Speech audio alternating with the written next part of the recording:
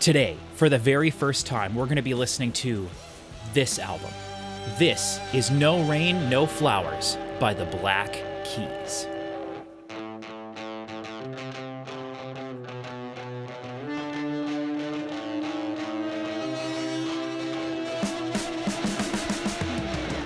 Hello everybody and welcome back to another album review / reaction here on the channel, and we are going to start this video off by me opening this wonderful A&W ice cream sundae because I just ate a energy bar type thing and I'm thirsty, damn it. So just give me 1 second here, and you might be saying to yourself, this is my first video on your channel. What are you wasting time opening a beverage for? To that, I would say, welcome to the channel, because all we do is waste your time here. You can always skip ahead. Yes, I have timestamps in the description and on the timeline. I've got Mountain Dew Dragon Fruit.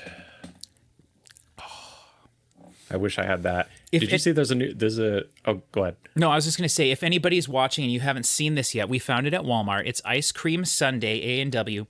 It's the closest I've ever come to drinking a chocolate-flavored soda, which is really crazy because I've never in my life had chocolate-flavored soda.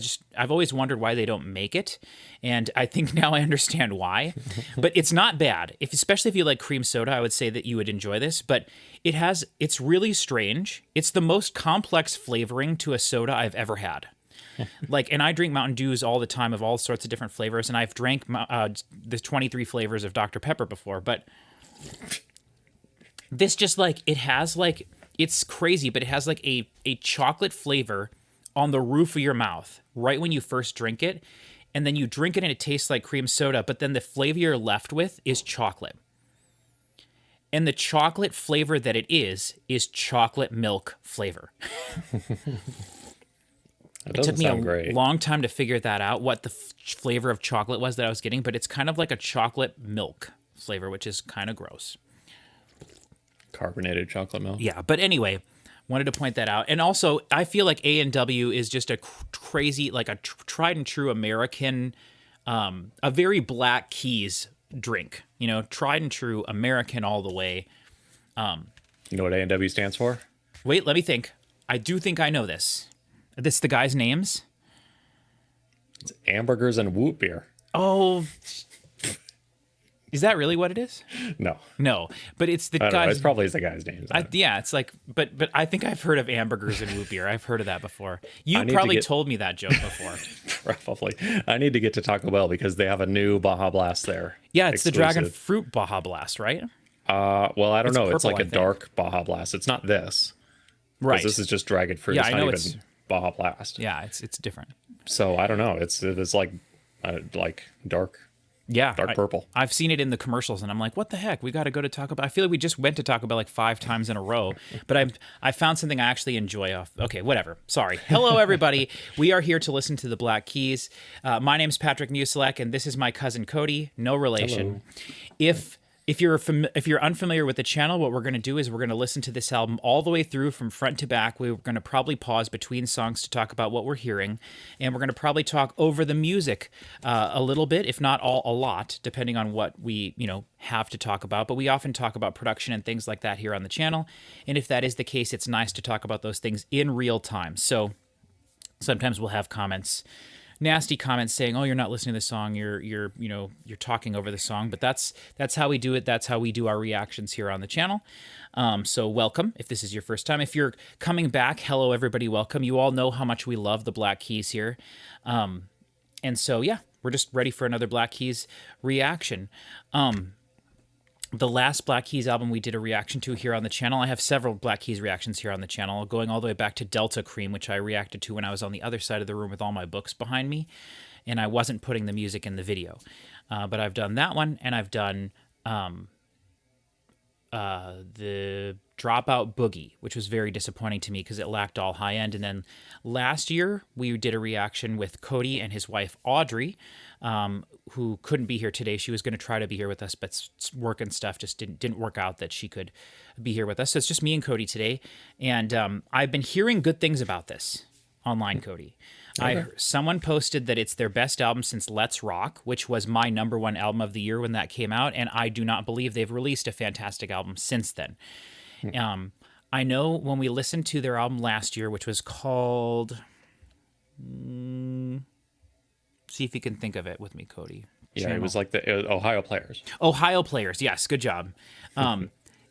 That album was all about collaboration, and it was a very different record for them because generally they just go into the studio and make albums themselves. But they had Beck, I think helped produce and was performing with them on every single song, and then the majority of those songs collaborated with at least one, if not two or three other artists. And so that whole album was spent.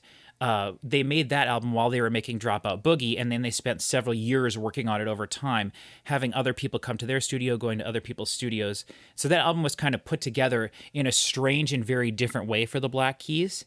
And so I'm very excited. This is, from what I understand, just Pat and Dan back in the studio doing what they do. And so I'm really hoping, Cody, okay, let me back up a second. I mentioned to Cody, we were supposed to do this reaction last week when it came out, and we kind of pushed it back. And I told him the other day that I was actually not even looking forward to doing this anymore because I'm just kind of tired. The Black Keys are one of my favorite bands, and I think they've released literally some of the greatest albums of all time.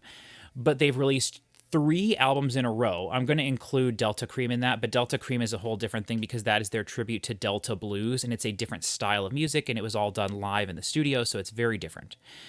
Even though the production on that album is better than the production of their last 2 albums. I was getting tired of being slightly disappointed or very disappointed with the Black Keys. And so if we listen to this, and it is disappointing to me, and there's no high frequencies in it whatsoever, and it just sounds like mushy mush, then we will not be reacting to the next Black Keys album on this channel.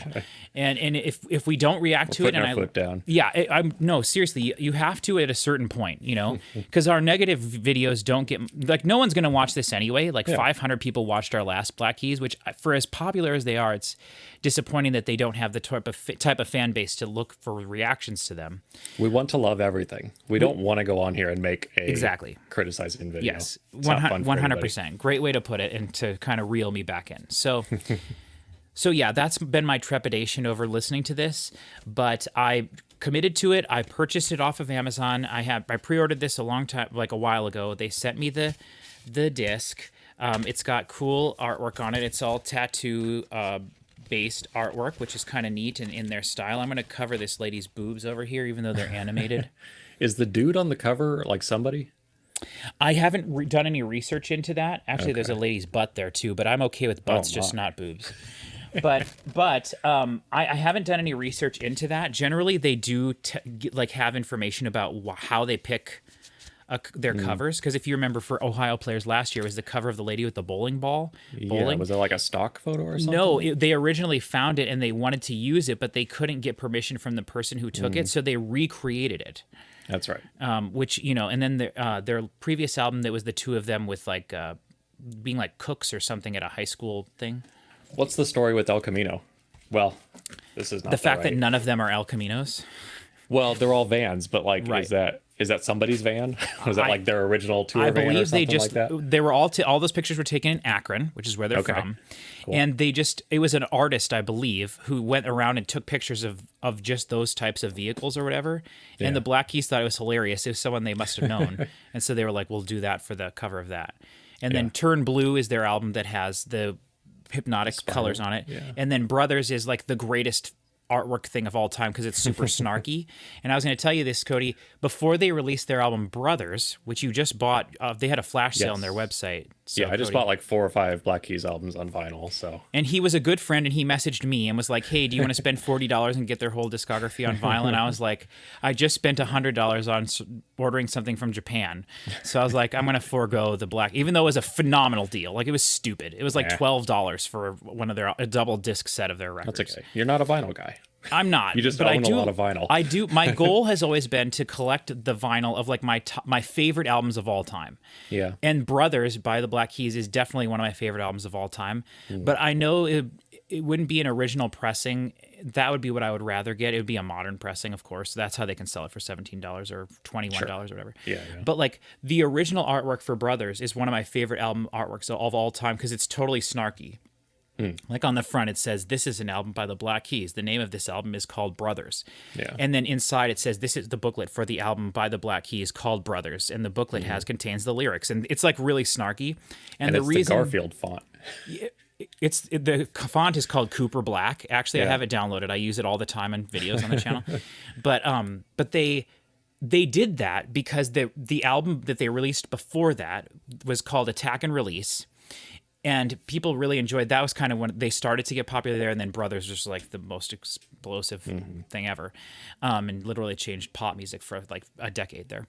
But in between there, Dan Auerbach released a solo album, and people got confused and thought it was a Black Keys album, but it was very different style. And so they were like, "What the heck is this?" And they're like, "It's not a Black Keys album; it's a Dan Auerbach solo album." So for their next Black Keys album, they're like, "This is a Black Keys album."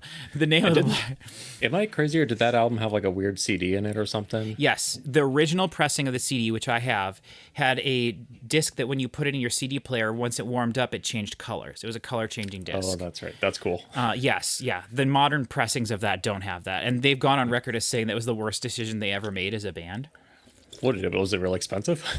It was like asininely expensive, but then that record made like billions of dollars and stuff, and they hated the fact that they totally sold out and sold all the song rights to like commercials and stuff. That's how it changed music forever. It was so popular, but because they just couldn't afford it, and the reason they couldn't afford it was because of that stupid CD that they put in the package. It like totally like offset them. So I want to say I haven't really spent much time looking at the booklet of this. Sometimes I do. Like we really studied the booklet for Ohio Players last time because it told us who played on every song and the credits for everything. And I didn't really do that here because I don't want to know. It does have listed what everybody plays.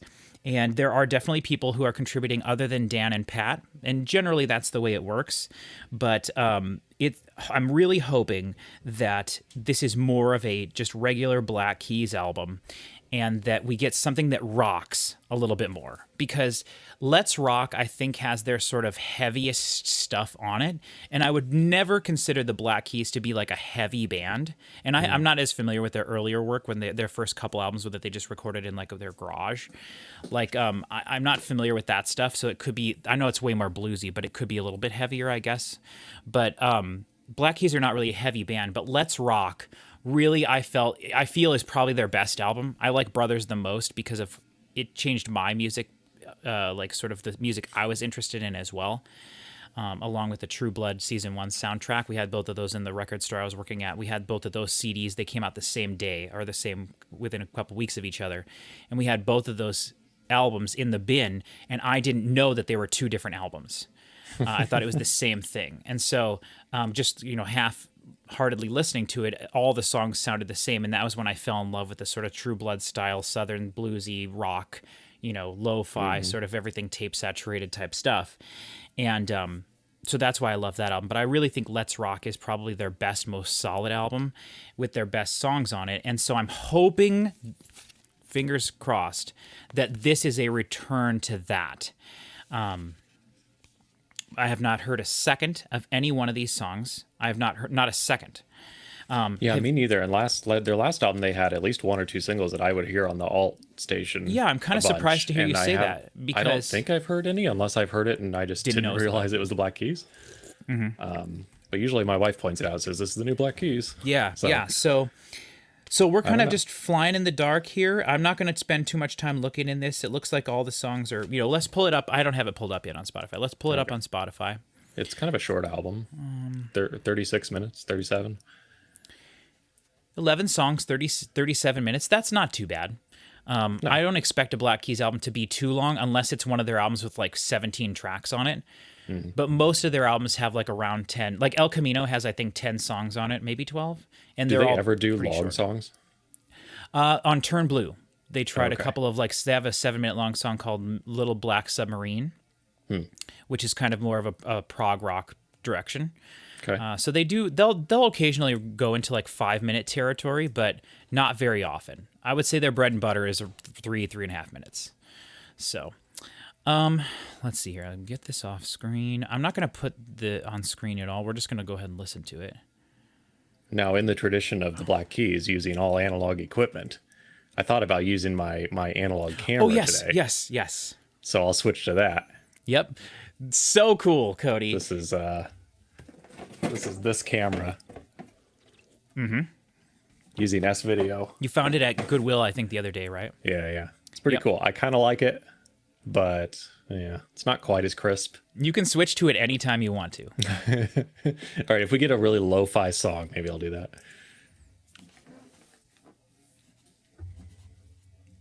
Sorry, I noticed I was getting a little blown out. Also, while we're showing off cool stuff, this is my first time ever wearing my School of Rock shirt. That's cool. Which is badass and one of my top 10 favorite movies. It's a fantastic movie. Yeah. I think that's going to go down as like a classic. Yeah. If it hasn't already. And I literally think it's like one of those rare perfect movies. Like I think every moment of that movie is perfect. I've been really thinking a lot recently about my like top 10 movies, if I can make it. And just yesterday I've decided I'm going to go back through and watch some of my classic martial arts movies that I fell in love with. And boy, do DVDs from like 1999 look really rough on my enormous TV. Yeah. And I was actually going to ask you, when you guys watch an older DVD movie, do you have an old TV that you watch it on, or do you just watch it on whatever?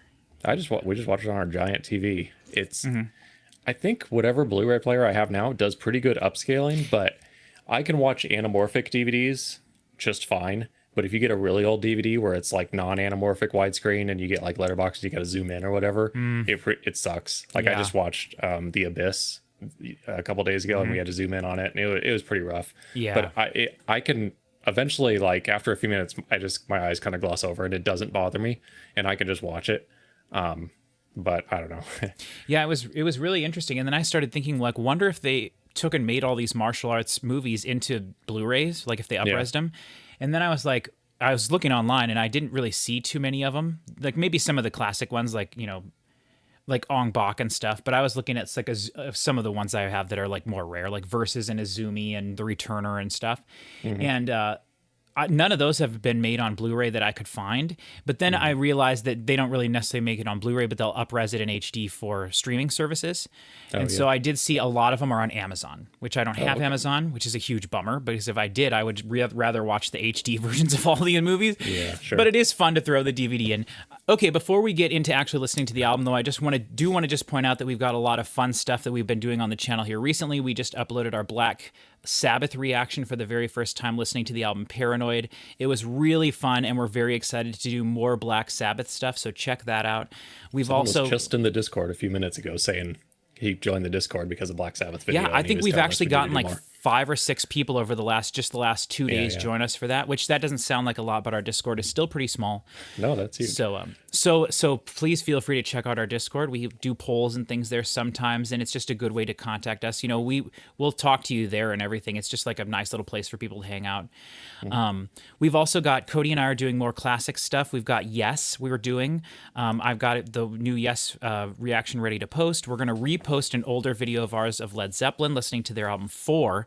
And I'm guessing, Cody, that will lead us to listening to another 1 or 2 Led Zeppelin albums based on how that does. We'll be excited to see that. We've also got some other fun things that we're planning on doing, so just kind of keep up with the channel if any of that stuff sounds interesting or if you like the way this video goes. But until then, let's get into the Black Keys. Let's see here. I just want to look at the titles. There's one song, track 6, has explicit lyrics on it, and I would be shocked if it was something really bad. We've got No Rain, No Flowers, The Night Before. I mean, their last album with some of those guest verses on there was kind of yes, but that's rough. Not the Black Keys, you know. Yeah, true. And as I've said a million times before, like it doesn't bother me too much, but I'd rather listen to an album that didn't have any swearing on it if I could choose. We see Down to Nothing on repeat. That'll be interesting to see that one. And actually, let me keep going. Make You Mine, Man on a Mission, Kiss It, All My Life, A Little Too High, and Neon Moon. That'll be fun. So it looks like based on the plays that the first 2 tracks, No Rain, No Flowers, and The Night Before, must have been released a little earlier as singles. They have about 5.5 million plays. Then track 3, Baby Girl, which sounds like it could be like a nice throwback song, has about 4.5 million plays. And then there's track 5, On Repeat, and track 10, A Little Too High. Both have around 1 million plays. Track 7, Man on a Mission, has 3 million. So already this album's got quite a bit. It looks like the people who've been listening to it just from last week, there's about 500,000, I would say. Maybe 400, Okay. around 500,000. And Kiss It is the least amount of plays. Nope, Neon Moon is. So we'll have to see when we get down there if people really hate it. And that's a long one, too, 424. So, all right. Are you ready, Cody, to get into this? Is there anything else we need to discuss? Probably not. Nope, I'm ready. Okay, let me just make sure that our audio is in the correct thing. 1, 2, 3, 4. Everything should be set the same way it was for me and Chris a little bit ago when we just recorded the new Chevelle album reaction. Okay, so then No Rain, No Flowers by the Black Keys. This is track 1 off of the title song. Are you ready? Mm-hmm.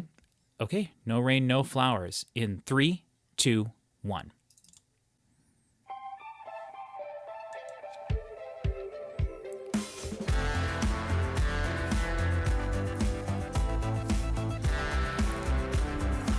I want more guitar on this, like little distorted guitar. Okay. Those drums, man, gotta love it.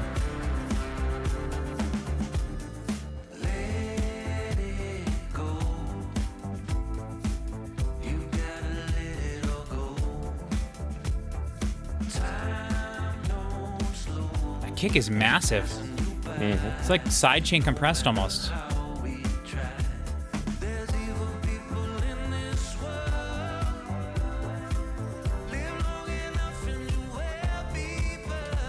Whoa.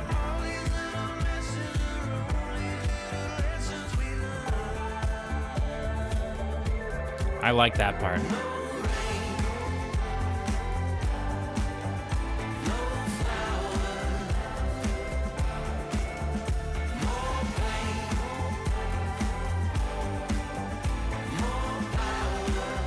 It's more complex than I thought. The arrangement. Yeah. There's a lot of things happening. Okay. I'm going to have to look in the book if it's going to be this crazy. So we got Dan with vocals, guitar, and claps. Patrick with drums, cymbals, cross stick. I'll read it when the song's done. Oh, yeah.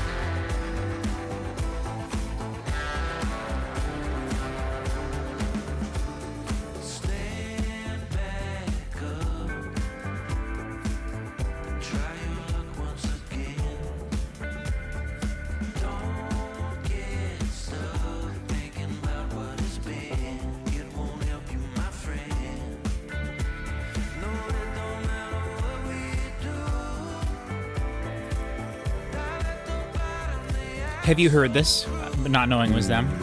No. Let me know if you hear a song that sounds familiar at all. Okay. Because I could understand hearing this and not thinking it was the Black Keys, maybe. Sure, yeah. If you heard part of the song. I mean, this sounds very Black Keysy, this part, the chorus.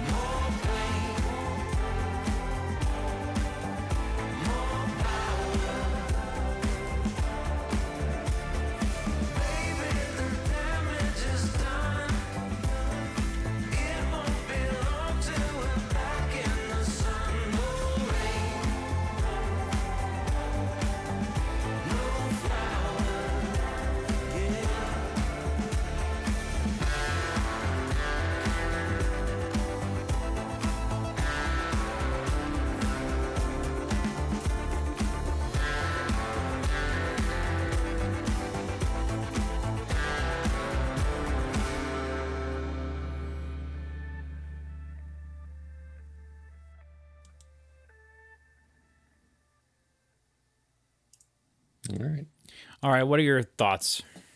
That's cool. I'm curious how it sounds to you, because I have a hard time saying, is that muddled or is that just how Black Keys sounds? I think that sounded really good. Okay. Yeah, not muddied, not low passed. I'm not worried about that anymore, unless the rest of the album they're like crazy insane. Yeah. Okay. The Cool. thing that surprised me the most about that song was the kick drum. Those were Yeah, it not was- Black Keys sounding drums. Those were like dancey pop drums. So I'm curious if the whole album sticks with that sound, I won't be disappointed because I do think it sounded good. But I'm curious. Hold on, I gotta turn my mic down even more. Check, check, check, check. Can you still hear me all right? Yeah, you're fine. Okay, because I'm getting in the red, and I noticed the last couple videos I've been getting close to peaking, and so when I was at the studio or at the hospital, I must have turned the sound. Anyway, it doesn't matter.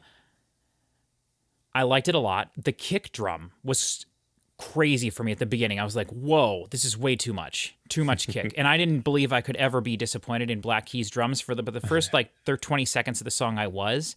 And then I was like, no, I see what they're doing. This is very interesting. It still sounds phenomenal. But once I kind of got what they were going for, I was like, okay, they're doing a little more poppy thing here, which is interesting because it's different than what I thought. I thought they were going to be more... I thought it was going to be way more stripped back, because essentially the Black Keys is a two-person band, a guitar player and a drummer. Yeah. And so, it's been many albums now since it's been essentially that because Brothers is essentially that with a bass. Okay. Bass guitar, and some of the songs don't even really feature bass guitar that much. But since then, every album has had multiple instruments. Danger Mouse has been producing with them for a long time, so they have other people helping them, and there's a lot of people on here. So that was the thing that surprised me the most. The arrangement of the song, very busy. Are the lyrics up for this, by the way? Yeah. You can just follow along if anything strikes you. Yeah. Okay, so we have Dan Auerbach with vocals, guitars, and claps. Patrick Carney with drums, cymbals, and cross stick. I don't know what that means. Then we have Rick Nowels, who I'm guessing is going to show up a lot on a lot of these songs. But Rick Nowels with Wurlitzer, Juno, Mellotron, strings, organ, horn, synth, acoustic guitar. Tom Berkovac, guitar and piano. David Levita, guitar. Via Mardot, theremin. Mardot. Mardot. Sam Bacco, tambourine, shaker, bongo, whisks, woodblock, and cymbals. And then Andy Gabbard backing vocals. And it looks like from here on, a lot of the songs have, not all, but a lot of the songs have less, a couple of the songs have less people, it looks like. Less people working. But wait, was that was on this song? Just this song. So the theremin was in this song? Yes. That's why I looked up at you I didn't hear I missed theremin. it. Yeah, I was going to be waiting for it this whole time. I'm glad I clarified. So it does look like this album is still full of a lot of people.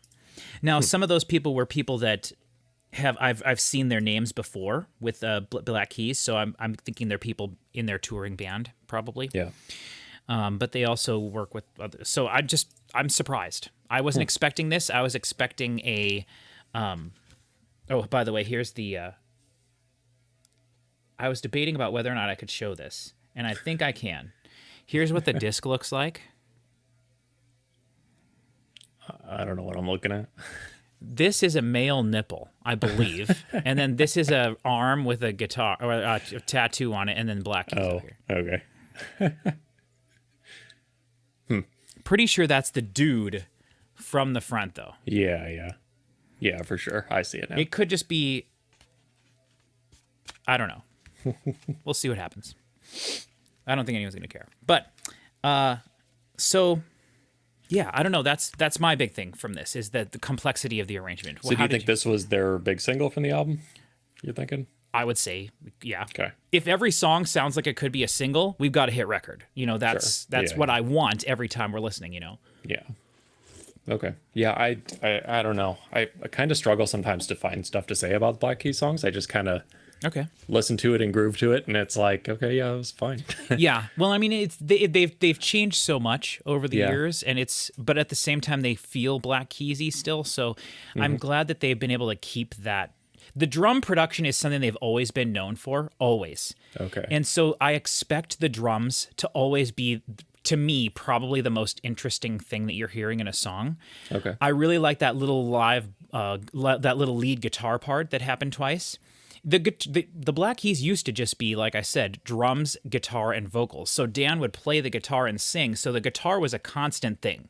Yeah. This song, not the case. There was a lot of things flying around. And so it seems like they're continuing the pattern from last album. I'm just hoping that they rein it in a little bit more. Okay. So that's my hope. Yeah, I'm curious to see where it goes. Yeah. Okay, so now we're going to a song that's only 2.5 minutes long. So we're getting to the length that's like, little short there, Busters. But we all know even the Beatles wrote songs that were like sub 2 minutes that were full great songs. So There you go. Okay, this is The Night Before in 3, 2, 1.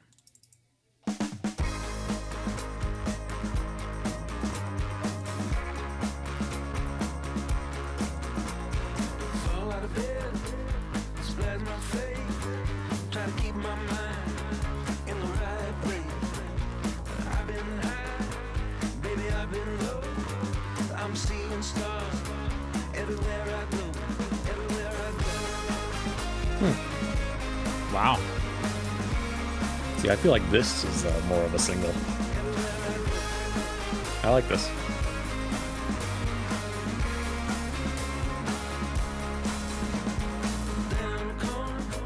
Waiting for my man, burning money Distorted bass. right out of my hand.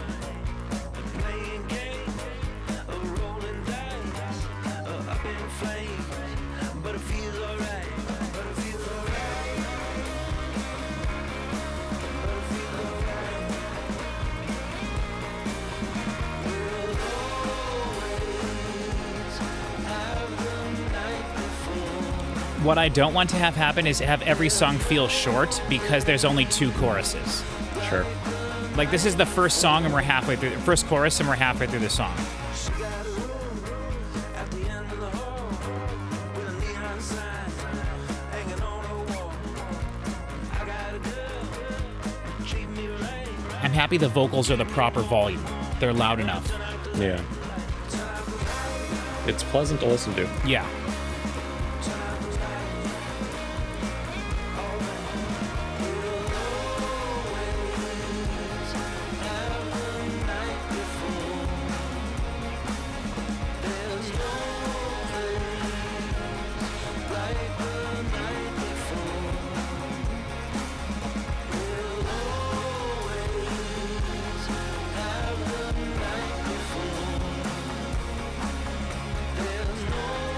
A lot of claps.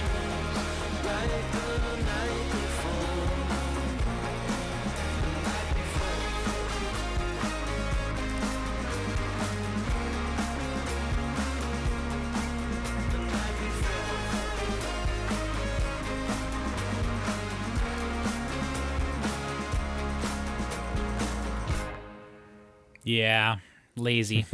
Could have been longer. Yeah, let's just write. I hate this. Let's write 2/3 of a song and then just end it. At least it didn't fade out. But if it would have faded true. out, it added 30 seconds to it, which would have been worse even. But so yeah, I don't know. You like that one more, huh? Yeah, I like that. I thought it was catchier. I don't think so. I like the first no? song better. I like that one too. I did like that Yeah. one, but I thought the first song had more of a chorus you could sing along with and stuff. Sure. This one, the chorus kind of crept up on you, and then, like I said, halfway through, the song got a little bigger, and there were more organs on the sides of that one, so it was like a constant thing happening. Yeah. There wasn't really a moment where things kind of fell backwards at all, and then yeah. it just got bigger. So, nice, different kind of a song, a pop song. Are you getting the little Spotify animations for this? Oh, I haven't had them on. Huh. Okay. Because that one had what looked like maybe they shot a music video for it. I'm not In sure like how a to- hotel room or something.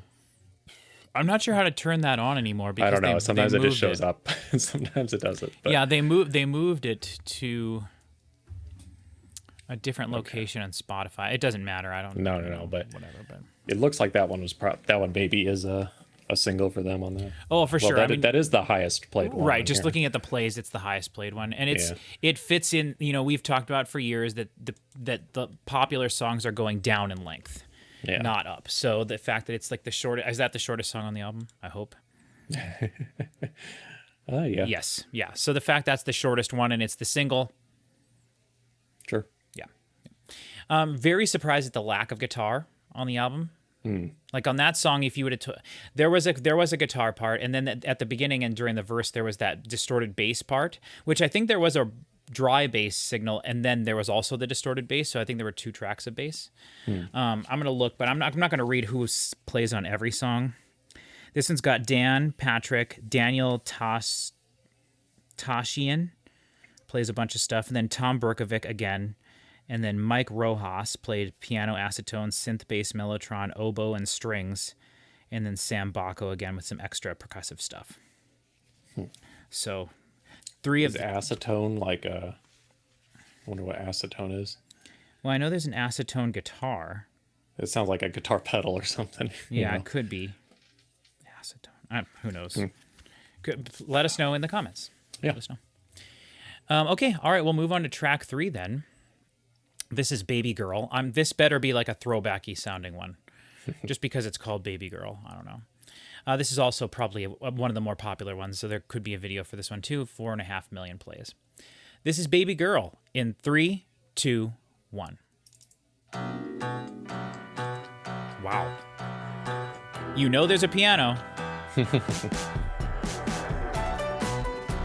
Cool. Totally different sounding snare drum.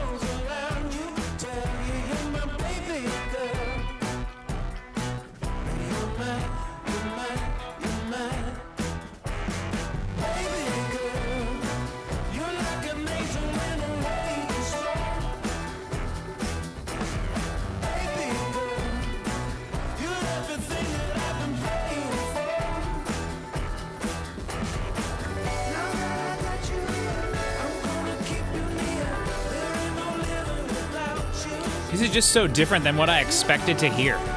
Like, it's hard for me to... It's awesome. I like it. It's cool, yeah.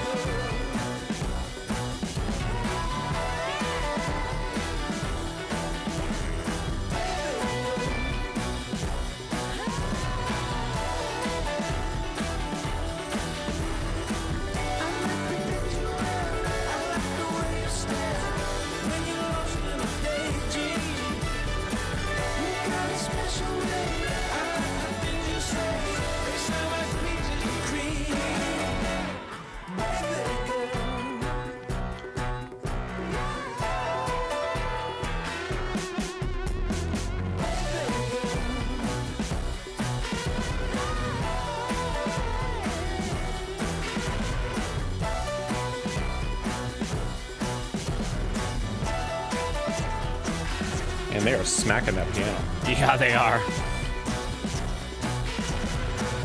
Fade out. Nope. Some weird mouth sounds to end it. Only 2 choruses there. Was there? I was having trouble figuring out. I think the chorus was the bit- part that it was afterwards where he wanted to hug you tight or whatever. I think. Oh, not the baby girl part? Not the baby girl part. That was just a refrain. Yeah, it doesn't matter, but well, kind of. But both of those parts were only done twice anyway. So, yeah, like I said, I don't know how to feel about this because on paper that's like my favorite thing ever and sounded fantastic, and it's strange because I just was expecting this to be something that it's not, and it's really throwing me off that it's not. And it's fine that it's not. Yeah. But it's just throwing me off because Have they done anything like this before? Not with a piano like that, really. Nothing Yeah. like that. I mean, Okay. it's funny because their last 2 albums have been more like this. Like, this is more like their last 2 albums than anything they did before. Okay. So they're sticking with what they've been doing recently. This is not like so far at all like a return to anything they did in the past. So they're sticking Yeah. with what they're doing, which makes sense because Dan Auerbach is so involved with so many people in the music industry. For him to make an album that would just be him and Patrick Carney too, they both produce and do stuff. But like for them to make an album that would just be the two of them would probably be crazy, and there'd probably be like a lot of really hurt people who were like, "Why didn't you ask me to play on your record?" You know, so like they've been so collaborative over the last however long. Like I don't know if they can pull themselves out of that. Not that they want to, but. So I got to get over that. This is like compressed to snot. Like this is like compressed to like to beyond the like limits of mortal man. Okay. Which is the exact opposite of what Chris and I just listened to. Like I was saying the whole time we were listening to Chevelle that the album needed to be compressed more and it needed to be wrangled more. Whereas this is just like I was looking. It is a brick, like a solid brick of audio. Yeah. But I think it sounded good. I do think there was dynamics in it, frequency-wise, and I think Dan's voice is standing out. It's when the song first started, I thought there was going to be a little bit too much distortion on the vocals, but it never bothered me other than like the first phrase, which doesn't matter. And then the background vocals and stuff came in. I'm shocked at how busy the songs are. Like I just wasn't expecting that, and it seems like really busy, and that piano was like the most massive piano I've ever heard in anything ever, like crazy. And there were multiple tracks of it too, like it was really cool. And the fact that it didn't get like overwhelmed by all the other stuff, but it definitely got buried eventually. But I think the song was supposed to build on top of it, so it does get buried a little, you know. So and there was stacks of lots of instruments on top of that. I bet there was saxophone and all sorts of stuff on there if I looked that one up. Dan Auerbach played vocals, guitar, bass, tambourine, skulls, and claps. Patrick Carney played drums and guitar. Scott Storch played piano, acetone, clavichord, synth bass. Tom Berkovac, guitar, baritone guitar. David Levita, guitar. Sam Bacco, conga, tambourine, cowbell, maracas. Daniel, backing vocals, mellotron. Andy Gabbard, backing vocals. Ray Mason, trombone.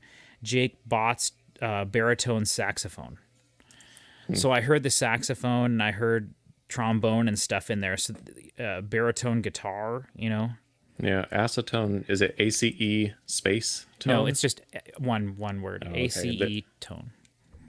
It might be a electric organ. Okay. From the 60s. Yeah, that makes sense. You know, they have access to like literally everything, and they have all sorts of vintage instruments and stuff. Yeah. We were talking about that when you were ordering those records. I was like, you should get his solo album. Have you never heard that album? Waiting on a Song? Nope. Oh my God. It's like one of the best things Dan's ever done. Dwayne Eddy plays on it, and like all these famous musicians came in. On the back of the record, there's like a picture of all the people who played in it, and then they blur them out and put a number on them, and then you can read the name of who was on every song. And it's like the most famous people you can imagine. Oh, wow. And the songs are just like banger after banger after banger after banger, and they are all like harkening back to the 50s. It's a different style of music for him. But his song "Waiting on a Song" is like one, in my opinion, like one of the greatest songs. It's so awesome, and it's literally the song is about being stuck and not being able to write a song. So it's a song about that. But oh man, it's so good. One of my favorite lines of all time is in his other song from that album. It's, "We've only got about a mile to go if you're trying to drive me insane." We've only got about a mile to go if you're trying to drive me insane. I saw you down the road about a week ago in the middle of the pouring rain. Shine on me. Do do do do do. Great stuff. I have heard that song. Yeah, that's a great stuff. Yeah, I'm sure I did. But that was the one where I was like, we need to show your dad this. He was like, but anyway, yeah. So sorry, that was getting off topic. I'm just my brain is blown with this because I don't know how to feel about it. So. But did you like that one better of the three? I think 2 is maybe still my favorite one, but this one sticks in my head too. It's one I've kind of forgotten by now already. Like, I know. I don't know why, but well, it was a bit. Yeah, that was more dancey kind of. Yeah. But yeah, I don't know what to expect anymore. So now I'm kind of scared. But I like everything we've heard, though. I want to make that clear. I like everything we've heard, but more than the last 2 albums for sure.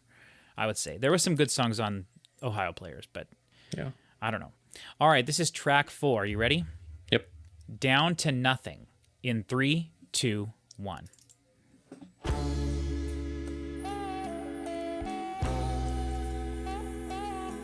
We need something a little more simple, because that last track was just like chaotic. Yeah.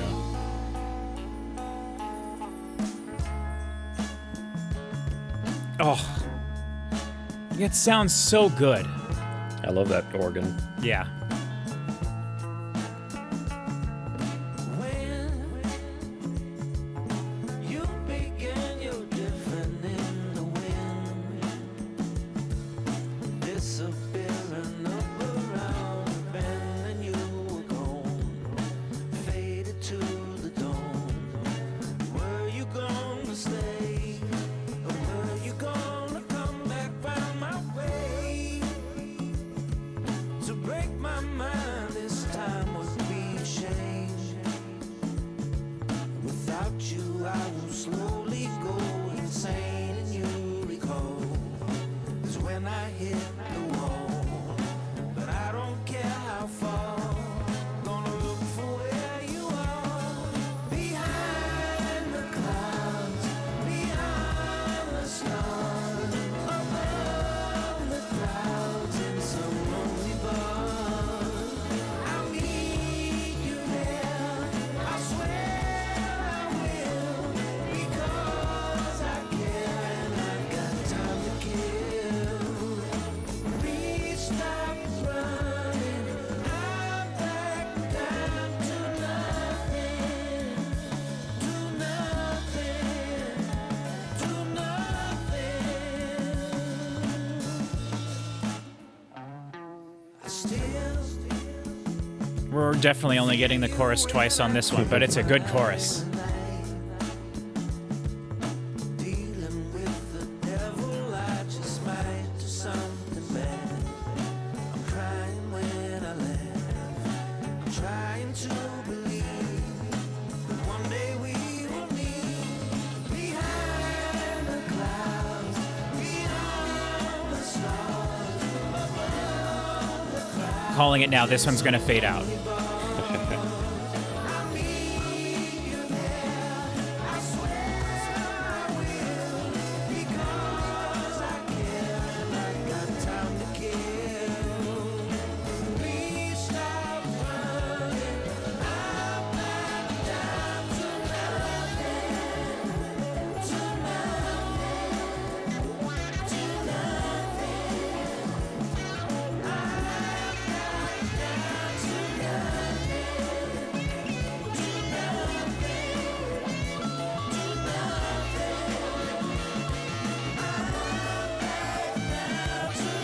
Real old school guitar sound there. Yeah.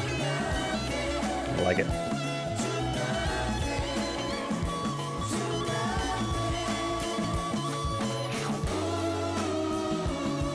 Oh, cool. Cool.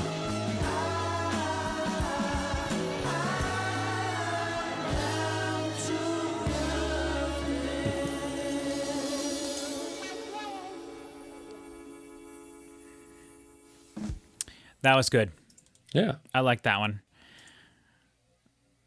That was a bit more closer, I guess, to what I was expecting, but Yeah. I like that a lot. That had a very old school feeling to it. Like it felt like, 70s, Very the groovy. Temptations-y type of that kind of funky, maybe soul type style Yeah, stuff, yeah. which is that sort of production Dan likes the most. Like, Okay. like if I'm sure we were talking the other day about like Temptations and like Ball of Confusion and Papa Was a Rolling Stone, stuff like that style of production. That's like Dan Auerbach's, like that style of production. I know he gets very inspired by that kind of stuff, and particularly the mid to late 70s. He likes Sure. a lot of the production and the way things worked out. I could see it on that one. Yes, and that was interesting guitar solo on the left. Let's check and see. I'm sure there was multiple people playing guitar on that one. That one has, it's all some of the same people. His wife, I believe, sorry, never mind. Andy Gabbard doing backing vocals, Ashley Wilcoxon doing backing vocals and claps, Lisa Hans backing vocals and claps, and Nicole Ray backing vocals. So that had little female backing vocals on it, which is nice. I like it when they do that. I feel like that makes it feel even more throwbacky. Yeah. You know, Supremes and stuff like that, and kind of a thing. If they depending on how they do it. So really enjoyed that one. I don't know. Dumb question, but I'm looking at the picture of the band here. Is Dan the tall guy with glasses or the short guy without glasses? Short guy without glasses. Okay. Patrick Carney is the one with glasses. Okay. You should watch some videos of them playing live. Yeah. Yeah, I mean that's where they're a rock band first and foremost. Sure. And this stuff would translate perfectly to a live show. Oh yeah, well, and again, you don't know what their earlier stuff was like, but they just would go up on stage and act like maniacs. And Patrick Carney is very simple drummer, like which you can tell when he plays, but like it's just such a groove. It's crazy. So it's been less than a year since their last album. Are they like constantly touring for these albums? I would say yes. Yeah. Okay. And then they just maybe take like a month off here or there to go to do it. But also, like, we know the last album was made mostly during like when they were recording their previous album. So I think that they had a lot of time. And that might have been going back to like COVID times too. Yeah, right, exactly. And I think that their Ohio Players album was more of a side project to them. They just called it a Black Keys, so people bought it. Okay. They could have easily called that something. Well, they couldn't have. It still sounded like the Black Keys, but you know, if Beck would have sang more songs or something, that could have been a whole side project. Sure. Yeah. But yeah, so this, to me, this is kind of like more following Dropout Boogie. Even though it sounds way better than Dropout Boogie. Dropout Boogie was like really bad. Okay, so now we're to On Repeat. Okay. This is track 5 in 3, 2, 1. Ooh, love that.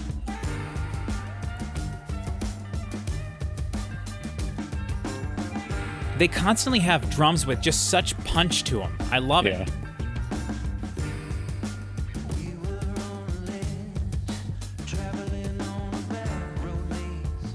Piano. More congos and bongos again.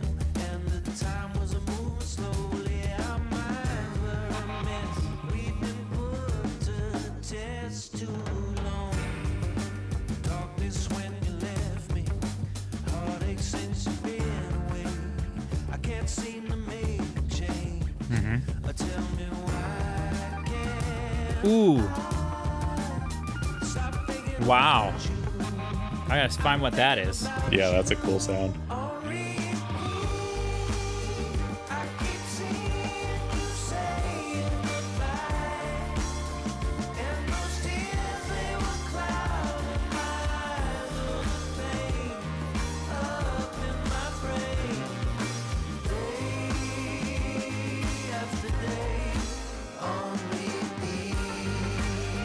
This is awesome. Yeah. This is maybe my favorite song so far.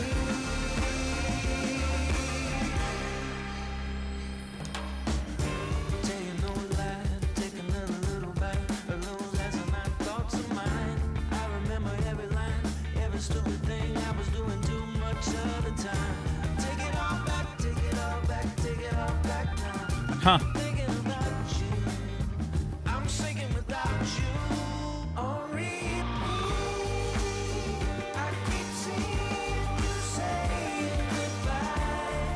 The bass on this one's really great.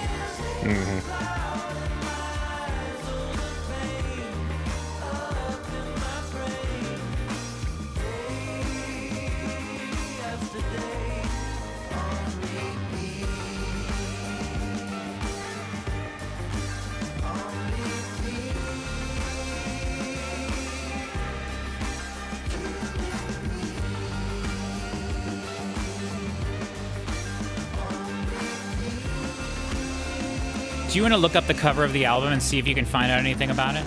Sure. Yeah. Let's go.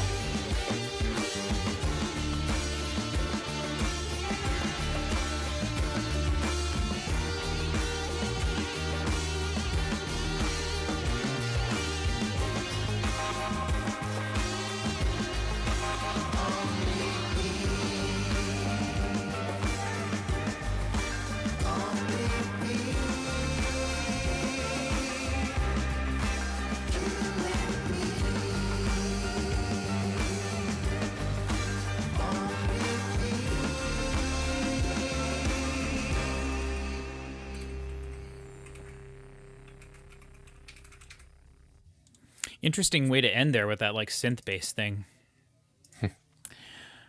Interesting. Very. So that's your favorite so far? I think so.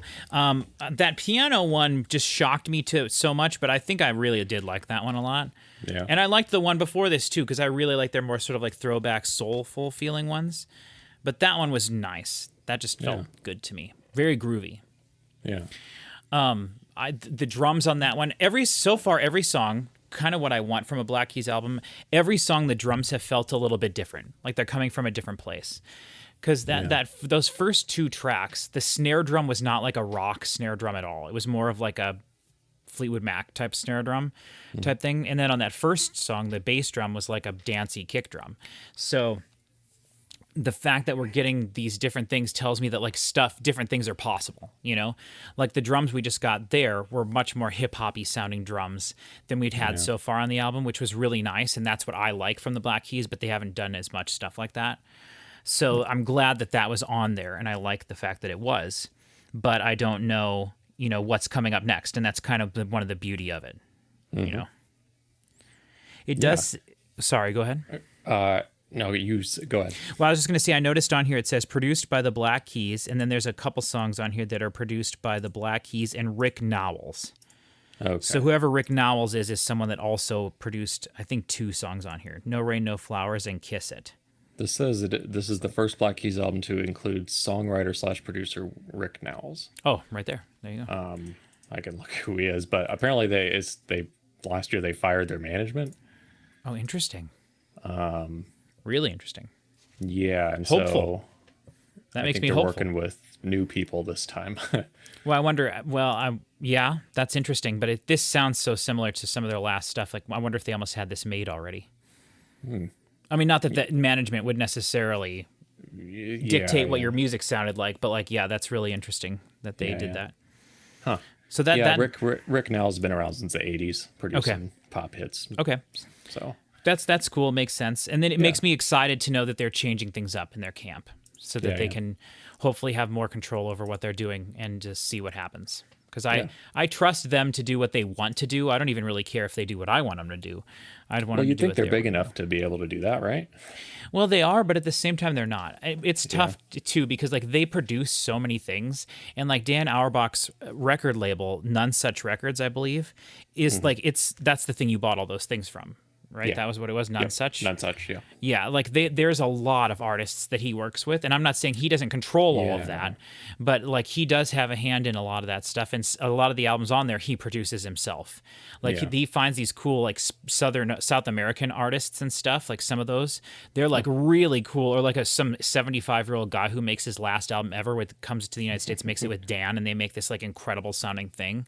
Oh man, that's awesome. Yeah, and he's done stuff like that several times, and I've always saved those albums and I listen to them, but it's just not really for me.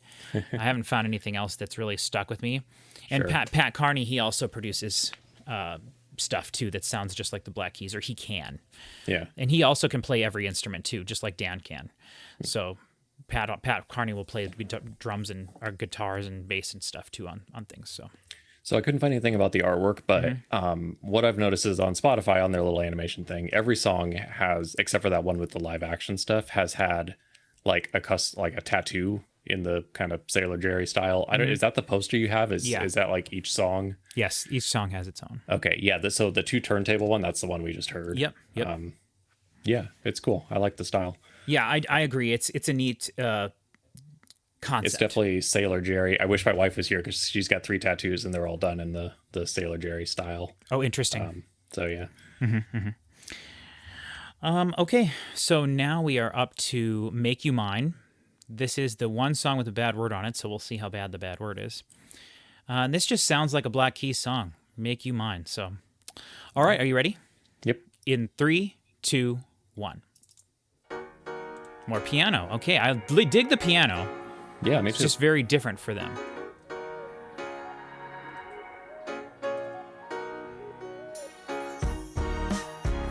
Oh yeah, this is straight out of, This sounds crazy. It's from the 70s. Don't turn around, don't look away. I see the fire in your eyes.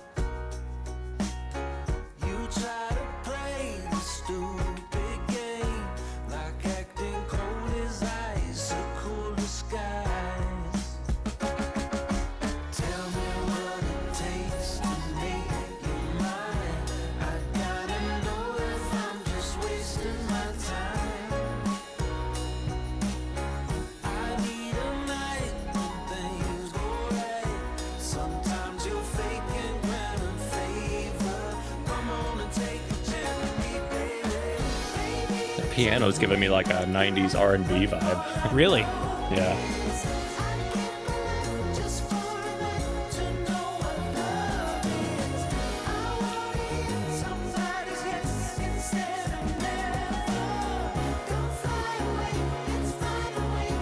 I don't think that. I think that bass is played on a keyboard.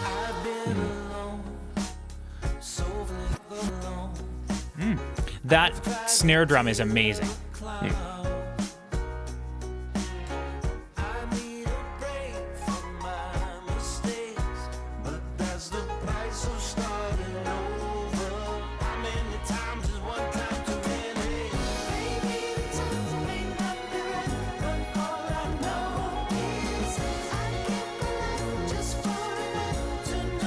Got to be a lot of people doing background vocals on this one.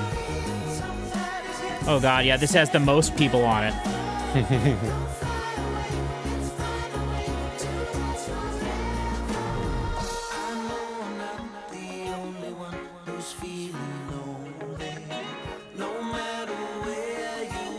Oh, because it's got a string section. Oh, sure. I feel like there's some good variety on this album. Yeah, yeah.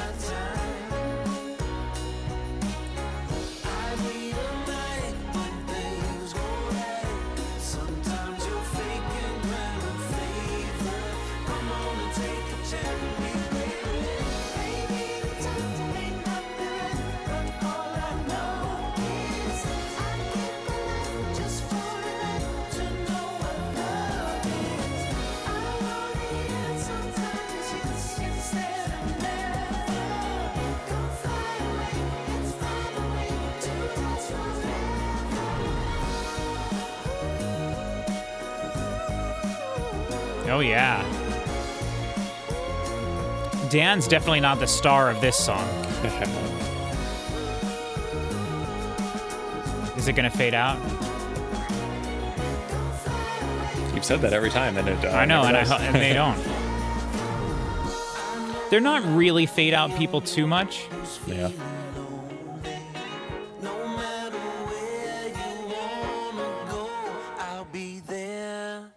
Wow. Wow, incredible. When it first started, I was like, wow, what are we listening to? The Parent Trap soundtrack, you know? Which is Yeah. like one of the great soundtracks of all time for throwbacky music. But like, shoot. That was the most different so far. Not really my kind of song, I guess. I don't those strings and the piano. Really? Oh, man. I just don't know. Eat that It's- stuff up, man. No, it was cool, and Yeah. I think it fits in the album really great. Just Yeah. not my style of music. Oh, sure. But yeah. I just was expecting a rock album, and this is not that. This is like a Yeah. Motown album. Like it's Yeah. weird. It's weird. I love it. I'm really liking it a lot. This is going to be on my top 12. I'll be shocked if it wasn't. Nice. Because there hasn't been a ton of stuff so far this year that's really impressed me, but there's a lot of good stuff coming out. But man, let's just go on. Oh, wait, hold on. I was gonna say this one's got like, I mean, it's like an enormous amount of people. Dan, Patrick, Scott, Tom, David, Sam, Desmond, Ashley, Lisa, Maria, Shay, Glenn, Jonathan, Stephen, Emma, Luigi, Tess, Blake, Natasha, Garrett, and all conducted by Larry Gold. Okay, that's the orchestra. are- I was gonna say if they're just those listed are by their first people. names. No. That was Oh, everyone on the album. Oh, okay. No, that was everyone on the album. But I was just like, damn. This next one only has a few people listed. So I've spoiled it. But we just got Dan, Patrick, Daniel, David, and Andy. So just their core band. Okay. So this one better be more of a rock song. Give it their side. All right, this is Man on a Mission. Yeah, stop giving us stuff we like and give us a Yeah, rock damn song. it. Give us something we know. In 3, 2, 1. Yeah. Guitar!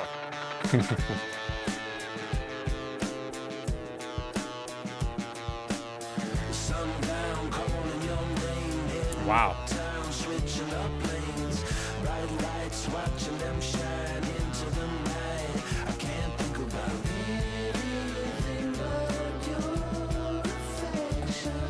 Wow.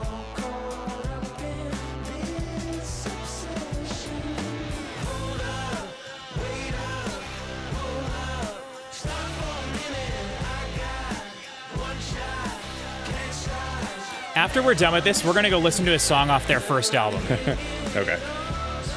which I've never even heard. So Interesting. I don't think anyway, unless it's Rubber Factory.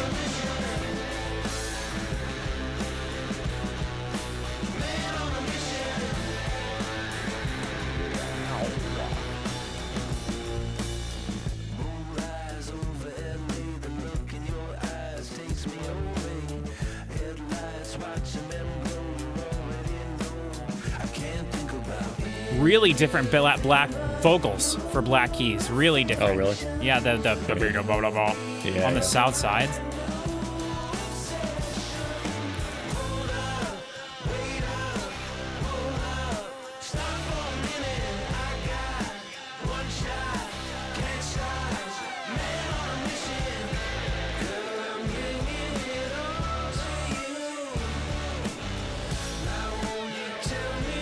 No, you'll probably get a third chorus this time.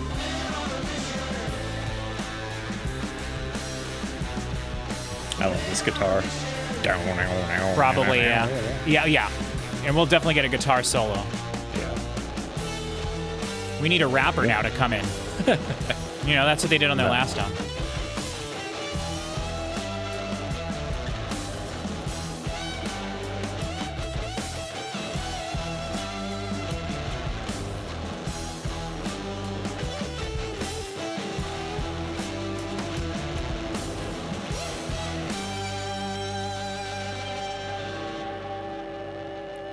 Double time now. Dun, dun, dun, dun, dun.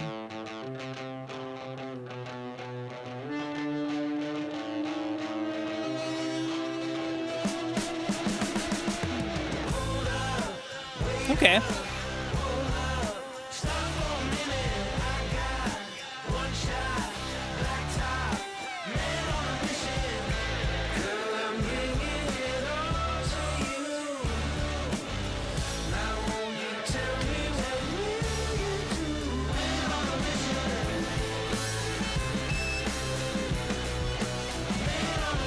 I like this one. I could see this being on the radio.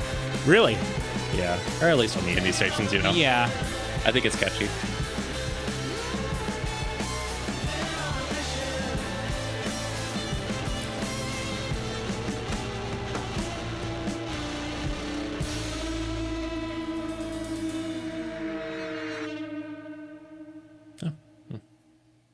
That could be used, like, that'll probably be used as a transition between, like, NFL games, you know, over the weekend. You know? Man on a mission! And then they'll have a Tom Brady or, you know, whoever's what's his face? Aaron Rodgers coming back. He's a man on a mission! Yeah, slow motion. Yeah. Good. That was a good song, though. Yeah. Good I song. liked Not my favorite of the album, but it. Yeah. good song, though. I don't know. There was some like shrill guitars in there, which I can't believe I'm going to say that about a Black Keys thing. That something was shrill, because normally they just chop all the high frequencies off. But they were doing the man on a mission. They were overdubbing it with a guitar, win in a winnow, and it was like a little shrill for me. But Dan is like very famously known for using. Like I used to joke around that he would take bets from people. He would have people come into the studio and try to make the worst sounding guitar tone of all time and then say, I bet you won't use this on your record. And that's how the entire Brothers album came about. Because if you just listen to the guitars on that album, it sounds like garbage. I mean, it sounds like the worst guitars ever.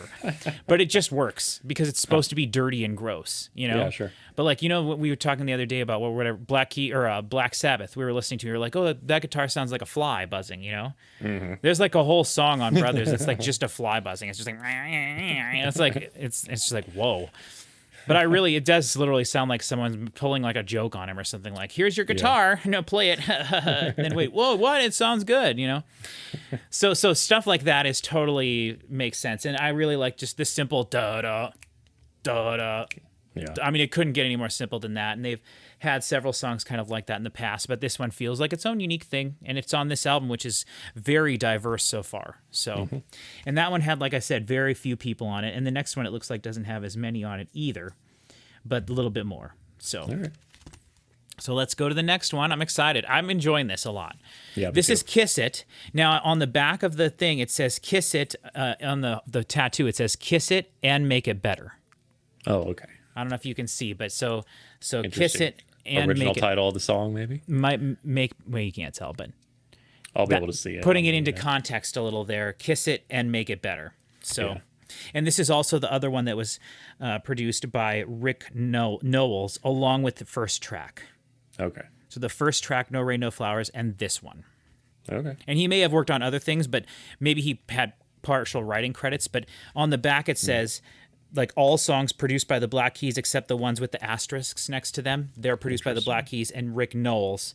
And so the two that have asterisks next to them, or three. Okay. Oh, on repeat as well. Oh, okay. Well, that's good to know. Yes, so it's on repeat, No Rain, No Flowers, and Kiss It. And Kiss It. Okay. Cool. So, yeah. We'll All right, complete the Kiss It. trilogy here. Yep. In 3, 2, 1. Wow. I can't. Some of it's so loud in my ears. You know what I Yeah, mean? it is. We all need a savior. It's human behavior. We fantasize a life without heartache, but people make You can really hear the congos or bongos on this one. colors right before your eyes. I really like how this sounds. It can be so strange, baby. If I could, maybe then you could kiss it and make it better. Kiss it and make it better. Won't you kiss it and make it better for me?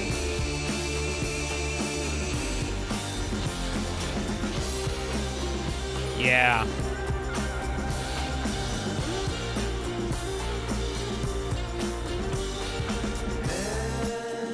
Mesmerized by all that's before me, but when it gets stormy, I'm terrorized. Fear of the unknown, scared to be alone and broken down. Stranded in some unknown town, on my knees in the night. You know that I bleed too. That's why I need you to kiss it and make it better. Kiss it and make it better. Won't you kiss it and make it better for me?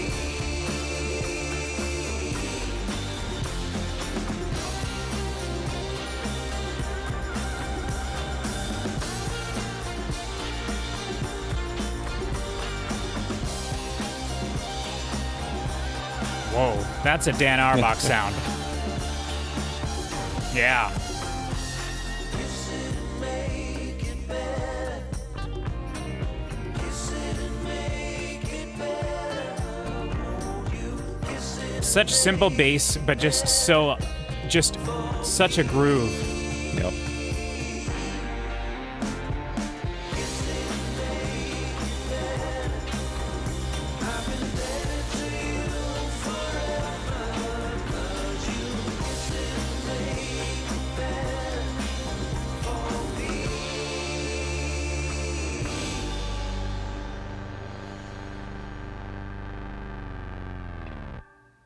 Wow.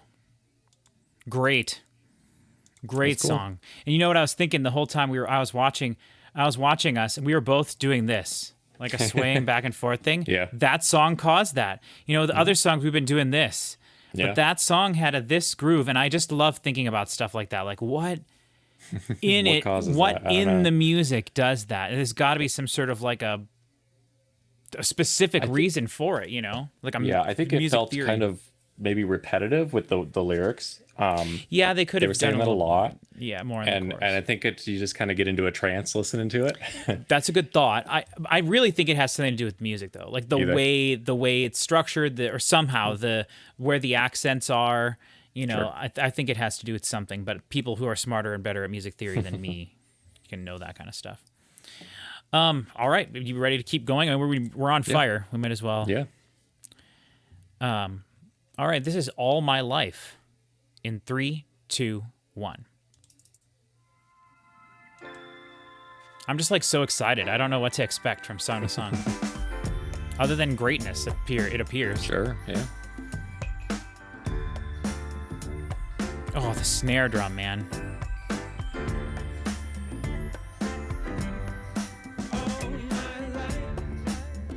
I've been stumbling out of the blue and straight into the black. All my life.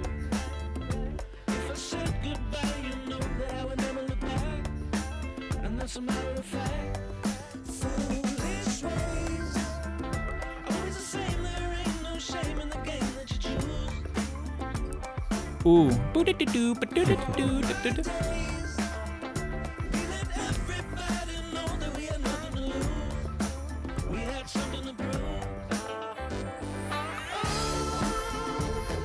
Everybody Yeah. wondering what's wrong with me. Can't get along with me. When you say it, I'm just playing with the losing hand. Been doing the best I can. Yeah.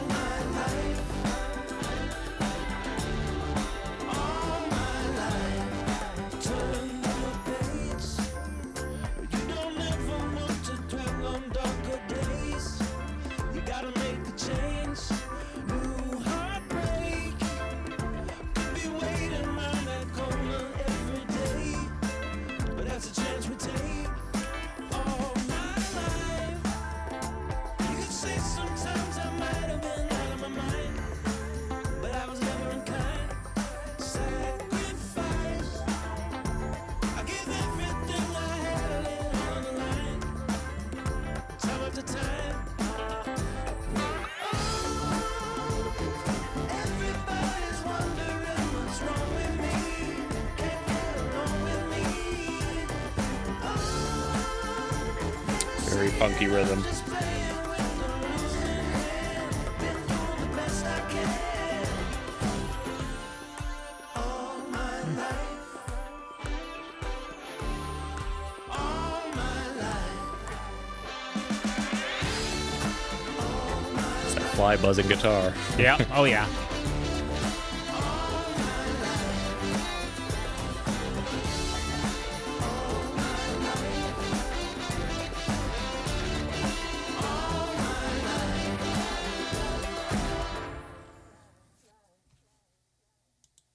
Kind of ended abruptly there, but I feel like it gonna was say the same thing. Yeah. it was enough of that though. Like, Yeah. thank God they paused for just a second in the bridge there. Otherwise, it would have just felt too much the whole time because it was kind of attacking almost the whole time. But that song sounded great. I mean, every one of these songs just sounds so high fidelity, I think. Yeah. It makes me want to go back and listen to those first three. Chris and I were just talking about when we were doing Chevelle, the way we do these reactions generally, we end up talking a lot more over the first 4 or 5 songs because we're talking about the way the album sounds.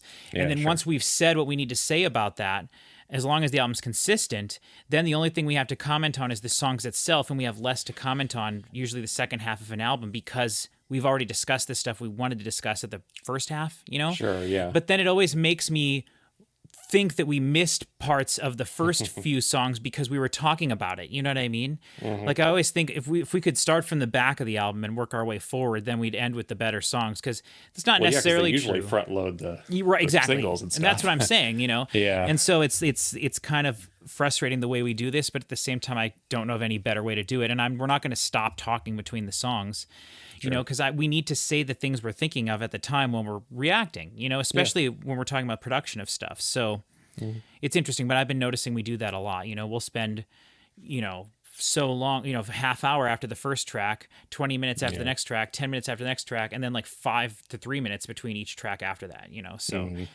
it's just kind of the way it goes, I guess. But it's something interesting I was thinking about. Like, I got nothing else to say about that. Do you? Like, right? No, I don't know. It's not. I'm liking this album overall. It's Yeah. I like from track to track. It's you never know what you're gonna get, but it all kind of fits together really well. Yeah. They've done that like wow guitar like in a handful of these songs, and I really like that real throwback sound to it. Yeah. Yep. For sure. And I think their album from last year had a ton of variety on it, and if it was produced this well, I think I would like that one way more than this. I have a hard time, but I don't think that it's. I am the resident like non-audiophile, Right. non audio engineer on this channel. I have a hard time sometimes reconciling. Here's a song with a whole bunch of distortion and compression, and then being like, "Oh, it's high fidelity," you know.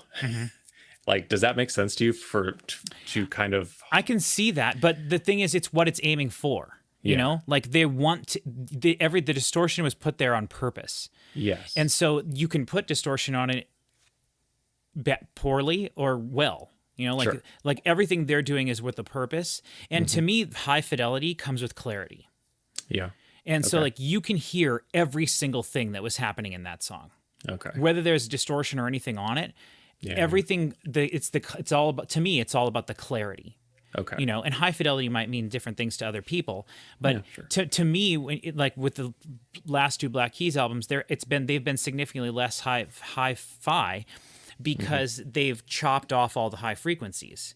You know, in that case, high doesn't have to do with high. You know, high frequencies, high fidelity doesn't have to do with that. But But if it all sounds muddy together, it's hard Exactly. to pick out individual elements. and just like stuff if you're that. just talking about the human voice, if you low pass a human voice and you're just getting this, it Yeah. sounds muddier. But definition and like diction comes from the high frequencies in your voice. The same thing is true with every other sound, Okay. right? So if you have a saxophone and you muffle the saxophone, you can't tell as much what it's doing as easy. Yeah. But if you have nice high frequency, and then when we talk about a good mix or a bad mix, one of the things that it can be a good mix is they took and they treated every instrument as well as they could, but they also treated every instrument in relation to the other instruments. You have to make a priority. You know, the drums and the vocals are the priority in this band. And at the beginning of the songs, I'll bet if we isolated the drums at the beginning of the song and the drums at the end of the song, they sound completely different. Because at the beginning of the song, when you just hearing the drums, they're clear and crisp and everything, but as this song goes and they add more layers, they take some of that crispness away from that so that other things and other sounds can have the spotlight over the top of it. That and so makes total sense. Yeah. yeah, and that's just one tiny aspect of it, you know, but like that's a good way to say like it's all being treated with care and done really well rather than some mixes are just the person who did it didn't try that hard or didn't know what they were doing, or you know Had a bad vision. right, they had a different vision, you know, whatever. And so that's why when these guys are working on their stuff themselves, they have an idea of what they want to do probably the whole time, I would imagine. Sure. And I don't think Dan or Pat mix or edit these. It says all tracks produced. Hold on, it's tough to read the font and the color. All tracks produced by the Black Keys except No Rain, No Flowers, On Repeat, and Kiss It produced by the Black Keys and Rick Knowles. Engineered by Alan Parker.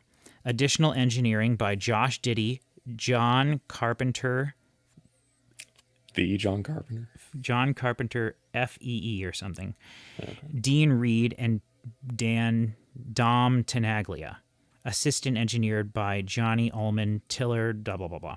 So like when they say engineering is a tough thing because we're audio engineers and that encompasses so many things. Yeah. But like whoever's in the room when they're recording could be an engineer. So like if Dan Auerbach is sitting there with his guitar and someone has to go move the microphone from here to here, that's an engineering thing. It's like it can be a tech thing, but I'm guessing when it has all these people listed in here as engineers, those are people that were assisting with the recording and stuff. Sure. But Well, yeah, you need a whole bunch of people, right? So Not necessarily. You could do it with one person. Okay. But you probably, because these guys are big, they're working in a big studio. They're probably their studio, I would assume. yeah. Then you don't have to have, you just are working with people who are there. And also it could be like when Quentin Tarantino produces a movie that he never seen or touched or nothing, but he like gave it his blessing. Yeah. That can happen too. Like we're movie producers and things like that. So there could be someone that just sat in there or was a something and they're like, oh, we like this dude. We'll say he assisted in the engineering because he was there when we asked him his opinion on something when he was as a janitor. Sure, You know what I mean? Yeah, So yeah. like there could be stuff like that, but and they probably at big studios like this, there's probably a guy whose job is literally to like maintain the vintage equipment. So like, Oh, sure, yeah. he probably knows how to run the vintage equipment and he knows how yeah. to run the cables. So that guy's an assistant engineer. He's probably not performing anything. He's just working with the vintage equipment to make sure it's working, everything's hooked up. There's probably a person whose job is literally just to do the cabling. That's an assistant engineer as well. And so all these people are integral to keeping it all running, but it's not necessarily someone who's making a decision that's going to impact anything. You're just keeping everything running smoothly. And a producer would have more input on like while they're recording, like the guitar tones and stuff used. Could and be. Like It depends on a lot of things. Like Rick Rubin produces stuff, but he doesn't know anything about music whatsoever. So what he does is he works with them. He's like a psychological, or no, he's like a not psychological. He's like a what's a therapist for your mind? A psychologist. he's like He's like a psychiatrist for the Yeah. band while they're there.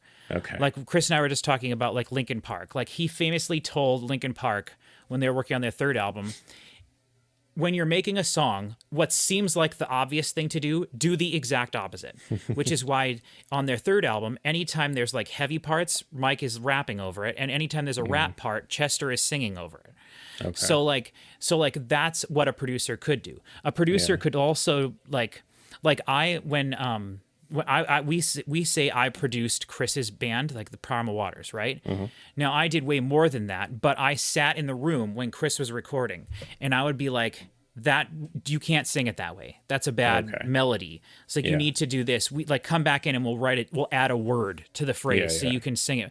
So it could actually be changing stuff. A producer can also literally add music and change, like some bands will record their stuff and then they'll go away and they come back and there's like with Phil Spector. That's what like, Phil Spector did. He'll yeah. add all sorts of stuff to a song, and that can also be a producer. Okay. So it's And producer is really an enigmatic term that could mean a lot of different things. Yeah, but he's getting the stuff recorded the way that he wants to record it, not necessarily mixing it in the end. Well, then the engineer is probably the person that's doing the actual recording. Okay. And then the producer, okay. but you can have people do all that stuff. Sure. I guess I don't mean he's literally running the recording equipment, Right. but he's like getting the people in the studio to lay down the tracks that he thinks needs to be in the song. Yep, and then he could also sit there with them while they're writing the songs or writing the album, Okay. stuff like that too. Like that's why I'm saying this produced by Rick Knowles. I would bet he was there when they wrote those 3 songs. Okay. They maybe were like, we need a couple more songs for this album. We're working really good with this guy. He gels with us. Hey, let's stay with us overnight and let's work on writing a couple songs. Or here's some ideas we had. He might throw in a couple lyrics and stuff. But he did more on those songs than he did on the other songs. And maybe he didn't even touch the other songs, but I'm guessing he was working on all of them with them a little bit. But those 3 songs in particular, he did a lot more on them. So he got a producer credit for those songs. Yeah. So cool. Yeah, I mean, and the thing is, I could be wrong about literally all of this because those those terms are sort of nebulous terms. Yeah. So, All right. okay, that was All My Life. Now we're to A Little Too High. Ready? Mm-hmm. In 3, 2, 1. Is this going to be like a playful one? And then the last track is longer, so it'll get a little ballady more, I think. Probably. We used to like to take the drive, gonna steal the night for a place to hide. And back in the day, I'd hear you say, a love that's love won't fade away. But if there's been one thing that's true, is I won't be forgetting you. But the night gets long when the fights all gone. You told me a lie, I started to fly a little too high. This is a different kind of song for them. Yeah.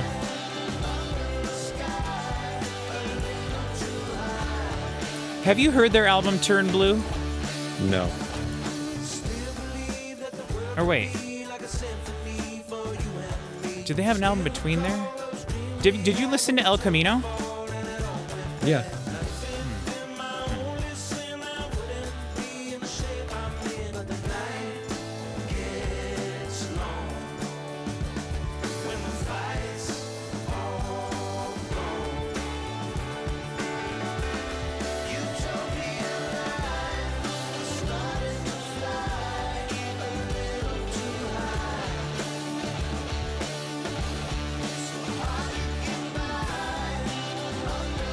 This is a little bit more like Let's Rock, their album Let's Rock.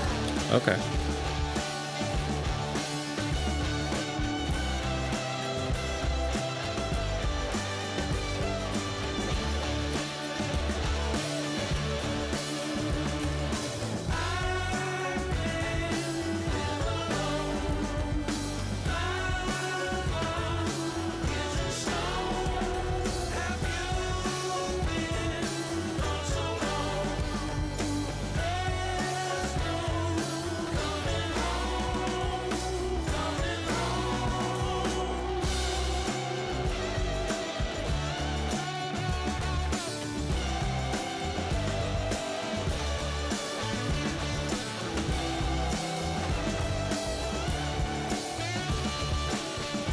I like this. Is just a good rock song.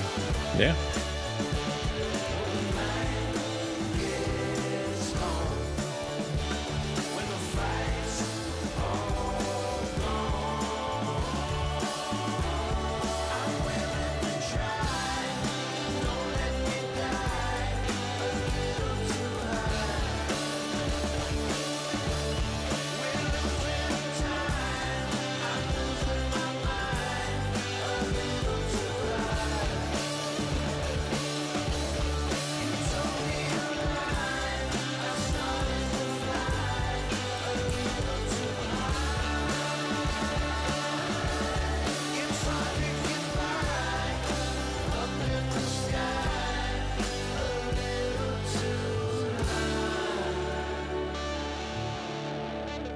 Should we go into just the last song, or do you want to say anything about that one?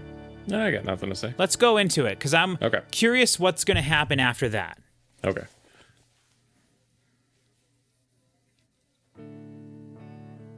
When you're at the crossroads. Wow. And you don't know where to turn. I think that's vocoder over his. And everything is backwards. From all the bridges that you burn. Yeah. Don't let yourself get down too low. 'Cause the change is coming soon. You can always find your way back home by the light of a neon moon. This is great. Yeah. This is a good one to end on. Back to you. Take me home. Country road. I know, it's you want to sing that.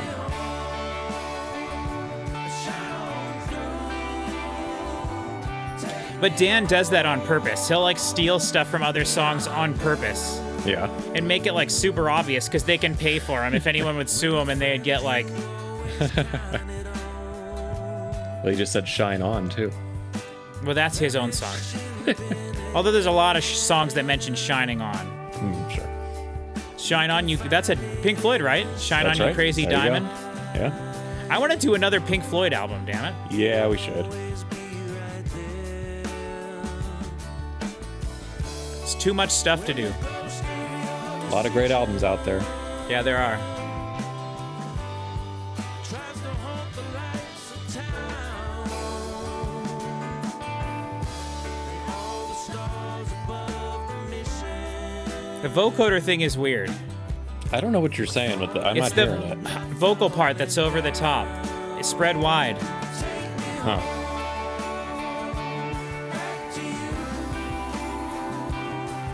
Maybe at the end of this song they'll do it by itself. Yeah.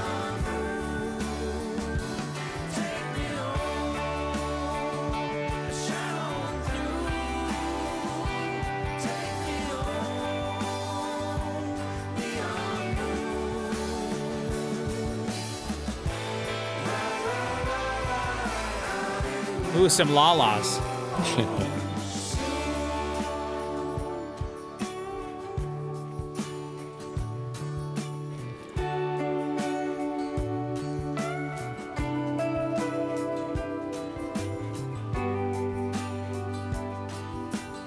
I mean, this is like the Eagles or something.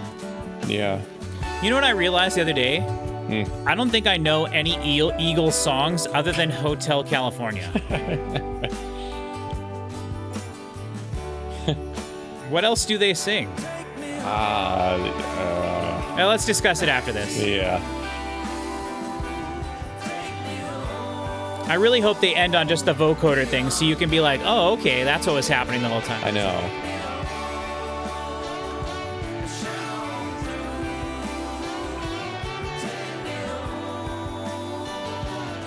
This is going to fade out 1,000,000%. So the album feels like it goes on forever. You know?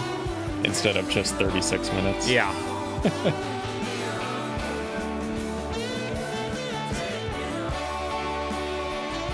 I don't know. We haven't had any fade outs yet. It'd have to start now.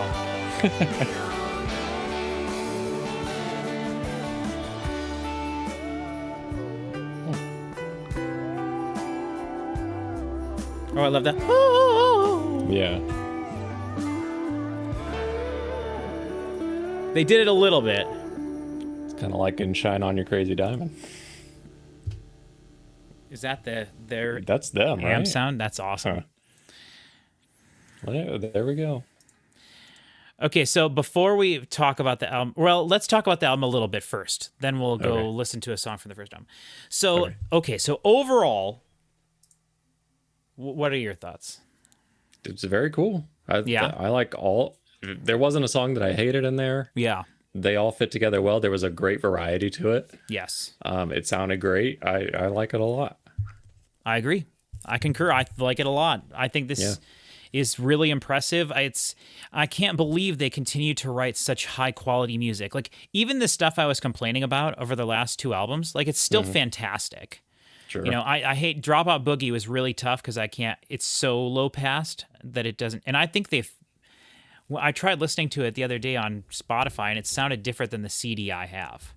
So I haven't done the test, so it's probably full of crap. But it sounds like they might have uploaded a higher quality version to Spotify. But Interesting. I don't know. Higher fidelity, like more high frequency stuff. What year was that album? 2020 or 2021. Okay. So that was 2 albums ago then? Yeah, it was 2 albums ago. Okay. I was just looking out of curiosity because I've got they're pulled up here. Their number one song is "Lonely Boy" from El Camino. Yeah. That makes sense. And that's Yeah. I'm a lonely boy. Sure. Oh. And then Even I knew that one. Right, and then Howlin' for You. Baby, I'm howling for you. Okay. Do-do-do-do-do-do. What were the hit off of Brothers? That's Howlin' for You. Okay. It was off Brothers. And then Tighten Up, which is the Okay. I wanted love. I needed love most of all. Most of all. Here's The ones you bought. here's the ones I bought. So you can judge me. I don't know what Magic Potion. That's an older is. one. I'm surprised you bought that one. It was only $8. It was like the Okay. cheapest one. Okay. And I looked it up and it wasn't like too far back, but Yeah. It's and going to then be, I knew yeah. I got Attack and Release because I've seen that cover before because I think they must have a hit on there or That's something. the one before Brothers, yes. Okay. And then I got Brothers, even though that was expensive. And Yeah. then Let's Rock at your recommendation. Yes. Because that was only $9. So. Those are the two that I would have gotten. Let's Rock Okay. and Brothers. And then I would have gotten that Waiting on a Song if I could have, the Dan Auerbach. Yeah, I don't remember if this new album was on there, but I might have gotten this if I had heard it already because I don't it's think pretty it was good. on there. They're not going to have that beyond. What's that other record that was like that second one? From That's the True Stories soundtrack by David Byrne. And Oh, that's right, you did Talking say Heads. yeah. Yep. Yeah. Don't know why that's on his label. But just just to let you know, "Gold on the Ceiling" is their third biggest song, and that's from El Camino. Gold on the ceiling, and then "Tighten Up" is their number 4. "Fever," which is from Turn Blue. It says, "Fever got that hold on me, with a little light in your soul." That one. Oh, no, that's Gold on the Ceiling. Then is Little Black Submarines, which is only 4 minutes and 11 seconds. So I was full of crap there. But I think they do have a longer, like 7-minute long song on Turn Blue. Oh, okay. Then, and those are all over 100 million plays, and then after that it goes down. Wild Child, Low High is a. See, I would have thought Wild Child is like their second biggest one, but maybe not. Oh no, that was from 2 albums ago. That's their crappy album. Oh, I heard it a lot. I don't know. Well, but I'm Whatever. Just, Maybe I'm it was just on a saying it's commercial or crappy something. album. Let's go. I'm gonna go back. Let's go to their first album. We might as well while we're standing here talking to it. Okay, so their first album is called The Big Come Up. We're gonna go there, and then also Thick Freakness. Then Chulahoma. Chulahoma is those are all covers songs of a specific guy who wrote Delta blues in this style that they really liked and were influenced by. Okay. Are you looking at their discography? Yeah, I just got to. And then as you scroll up, there is Magic Potion from 2006, and Magic Potion has Modern Times, which is a big one for them. I think when I did like a quick brief look up, and it sounded like that was where they kind of had a big change. Your Touch and You're the One is a big one. It kind of is where they had a change. I mean, I don't know. Attack and Release, which Strange Times is a big song for them, and I Got Mine. Okay. But we're going to go down to their first album because I want it to be as different as humanly possible. Okay. So I'll let you pick whichever song you want. Let's do the popular one, I'll Be Your Man. I'll Be Your Man. Okay. So this is I'll Be Your Man from their album in 2002. Okay. Okay. In 3, 2, 1. Oh.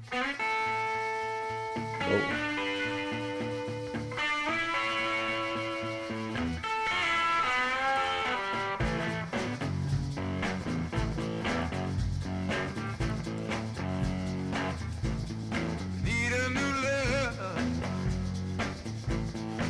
Yeah, I'm ready. Yeah, his vocals are not really what I expected. It's terrible. I don't know if I could even listen to this. It's cool. You can tell what they're trying to do. Yeah, like it's novel. Yeah, and they just did it themselves for 100%. It's if I had never heard anything like this when this came out, I'd probably be like, "Wow, that's pretty cool." Yeah. I get it, but yeah. I want to show you one other thing. This is you can stop it. That's okay. So go up to Let's Rock, just because we were talking about it a second. I want to show you. Okay. Oh wait, hold on. Where is Rubber Factory? Okay, so that's not right. Rubber Factory they must have re-released it. Rubber Factory is from way earlier in their catalog.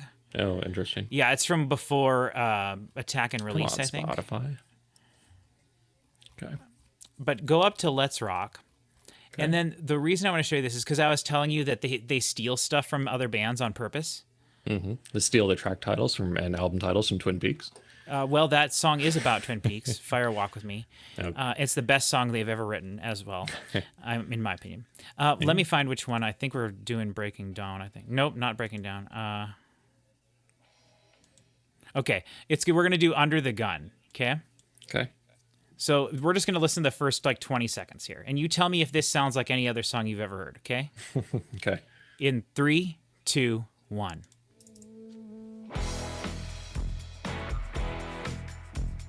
Yep. Okay. What song is that? It's right. Yeah, that's straight. I gotta think of the song in my head. Whatever the song that is. That's the one that I always told All you. Right. All Right Now. All Right Now, yeah. Yeah. I thought it was Creedence Clearwater Revival, and you're like, there's no Creedence. Now, also, they do the same thing on Low High. Yeah, that's by Free. I always forget. Oh, okay. So go to Low High. Okay. Back to Low High. This is their big one from this album, 120 million. Okay. Go to 15 seconds. Okay. Or, well, we can just listen from the beginning. Okay. We'll just listen to the beginning, from the beginning. But the verse riff, I'll point it out. You'll hopefully you'll know exactly what it is. In 3, 2, 1.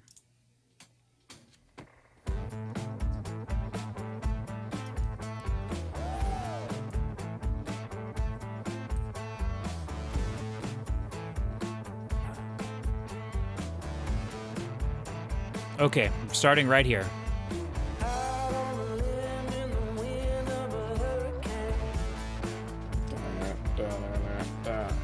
Oh, yeah.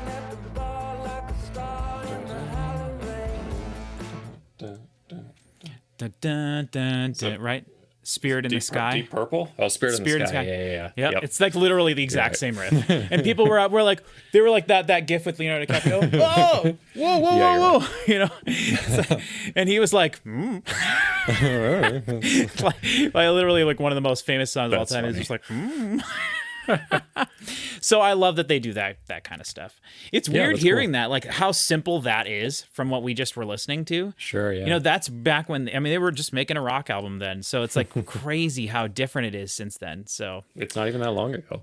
no, I know. That's what's If so you crazy compare about it. 2002 to 2019 and then 2019 to now, it's like, this is just a few years ago. They've been very prolific over the last like 5-6 years. Yeah, Which they interesting. did spend quite a while between, like, because Brothers is 2010. Yeah. And then they released Camino and Turn Blue pretty close right after that. And then they big break after Turn Blue. Was Turn Blue kind of a flop and they didn't... It wasn't as big as their previous albums, but that was when Yeah. they were out of contract with their record label and stuff. And they were just like, because they made Brothers and they were so broke that they licensed their songs and people just, I mean, they hated that. They hated it. And their songs were Yeah, they were. everywhere in all these commercials for it's like huge. And so then I think they got tired. But then also they did other projects. Like they did the first Arcs album is there. There's a Dan Auerbach album between there. Patrick Carney went and did that Jesse Wilson album, which I think sounds phenomenal. Like they keep busy all the time now. But that was when they were starting all of these other things, producing stuff for other people and all this, and they just took a break for a bit. But yeah, they're such, I mean, they're cool artists. You know how much I've always loved them. I've talked to you about them constantly for like a decade now. So. Yeah, no, and that's how I've always seen them. But every time I see like someone else mention them, like online or whatever, like and this wouldn't be like in Black Keys groups or something like that. It always seems to almost be like an eye rolly, like the this Nickelback. this band's overrated or this band's overplayed, and maybe that's just because of their commercialization. 100%. But yeah, because before that's not fair to me. Just listen to the music. Before that, man, before that, they were like the White Stripes. Yeah, it was very similar to because the White Stripes and them kind of started in early 2000s. They're on the same time. Sure, yeah. And so people were like the White Stripes and the Black Keys, and that was like a big deal. And the people were just like, oh, they're so underground. Like they're underground. And because that was their thing for so long, even though they did slowly build more.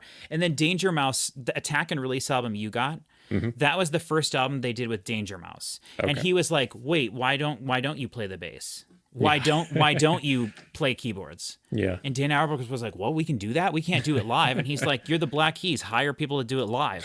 And so but they weren't anything at that point. But so Attack and Release is where they think they really did kind of start to change and get a little bit more.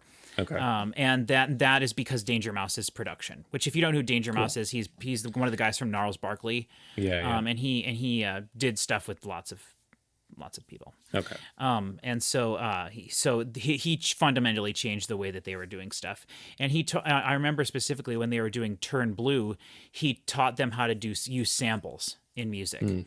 And they have like a song on there that very famously has a sample in it that is like really cool, and it just sounds like a Black Keys song. But they were like, "What the heck?" And then they stopped working with him after that, and because they took his ideas and they did them themselves. Yeah. Basically, and then they've been doing their own stuff with having different people help them. And I'm not people. Please correct me in the comments if all this stuff is wrong, but I'm pretty sure it's right.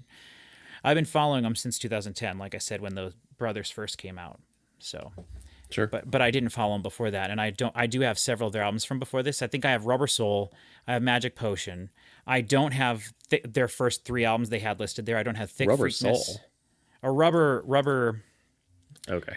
Sorry, Rubber Factory. We've been doing too much Beatles stuff. Yeah, Rubber Factory. Okay. Yeah, Rubber Factory. I have Rubber Factory. Hey, you know why it's called Rubber Factory? Yes. Akron, Ohio is a huge rubber producing town. Well, it's literally about a rubber factory where they went and recorded stuff. Oh, okay. At a tire plant. Okay, probably in Akron. But as far as I know, like Akron used to be like tire headquarters of the U.S. Yes. Yeah. 1,000%. 100. Okay. And Akron is it used to be such a big part of their like identity that they still go back to Akron and play, I mean, obviously huge shows, but now I don't think they live in Akron. Maybe they live in Akron, but they live in like Nashville and stuff now, and they've got their studios all over and whatnot. Yeah. But second biggest band to come out of Akron after Devo.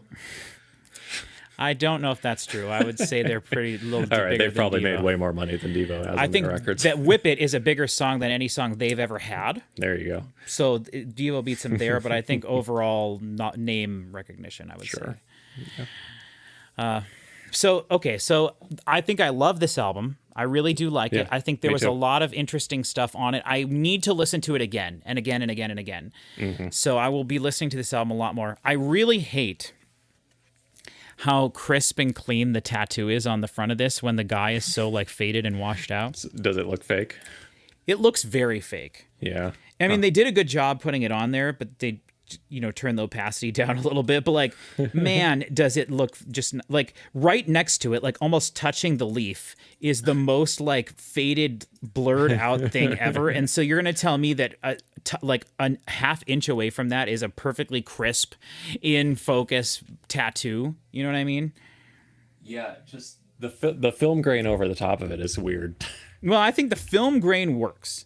But the way it's But yes, but it looks it's a very blurry photo with a very crisp tattoo. yeah. And whatever, I don't care. It's not a big deal. Not gonna let that ruin anything for me. It's goofy. Yeah. I keep looking at the teardrop tattoo on the guy's face. Yeah. And I'm like, did they put that there too? I think so. I think that looks crisp too. That does look crisp. And then that Look kind how of makes blurry me. the cigarette is. I know. I think it's bad album art overall, but I love the tattoo theme. Yeah. See, and I like the tattoo theme too, but I didn't want to say this. I don't want to hurt Audrey's feelings, but like, I really dislike the style of artwork that it is. Oh sure, yeah, it's that, a like, real specific it's a real tattoo cliche style. kind Yeah. of a thing. Yeah. Yeah, I just don't care for it, but that's just me personally. Yeah, no, not that's a big fine. deal. If I got a tattoo, it wouldn't look like that. And I've thought about It's a real throwback Americana kind of a thing, like yeah, World War which II totally era. fits with their vibe. Exactly. Yeah. Just like A&W, cream soda. That's right, an American institution. American institution. So that's good. That's all this video needs to be. Thank you everybody for watching. They didn't disappoint us. We can do the next Black Keys album. Yeah. So if it comes out, the next one comes out, we'll react to it as well if we're still doing this then. So I wouldn't be surprised if they kind of took a break for a while, but they've been so dang prolific over the last 3 years. They've released 4 albums over the last 5 years. So I think that they maybe need a break after this. I don't know, but I don't think they need to be doing collaborations. They had so much variety on this album. And it was just them writing it, and like. Well, I think for them it was the working with other people was the point of that. Like it wasn't that they needed to do that; it was that they wanted to work with other people. Yeah. And they don't generally do that with Black Keys stuff. See, before that was all their side projects and working with other people. Yeah. I would love it if Dan and Pat produced a Beck album. Sure. That would be great. But Beck has such a unique style of his own, and he can produce stuff just the same way they can. So I don't know if they would do that, but they could start 1,000. They have if you watch person watching this video, if you've not listened to the 2 Arcs albums, please go listen to them. They're fantastic. And the Jesse Wilson album that came out in 2018 or 2019, or maybe before that, but it was like my number 3 or 4 album of that year, but it could have been easily number before that. It's literally an album that sounds just like the production from the Black Keys album Brothers, with a amazing black woman doing all the vocals. And she's singing, it's like soul style music, but it's all the music is black, sounds like the Black Keys and their album Brothers, which is my favorite sounding of their albums. And it sounds just like that, but it's her doing her own songs. And it's like one of my favorite albums ever. Cool. It's so solid from front to back. And I've been waiting for her to release another album for like 8 years now. And she's never released another album since then that I've seen. So, yeah. But I recommend those things. Everybody go check that stuff out. And also check out Dan Auerbach's solo albums because they're worth checking out as well.